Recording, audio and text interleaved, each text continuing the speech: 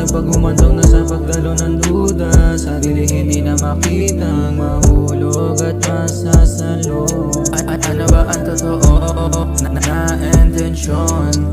Magkaalaman ba o atensyon lang gusto mo sa akin? Yeah. Alam ko maganda ka pero pwede ba sana akin ka na lang? Kung ikaw na ang para sa akin, mapapadala sa dasal kahit mali na nga ang sumagal. Ang masakit di ka makasagot sa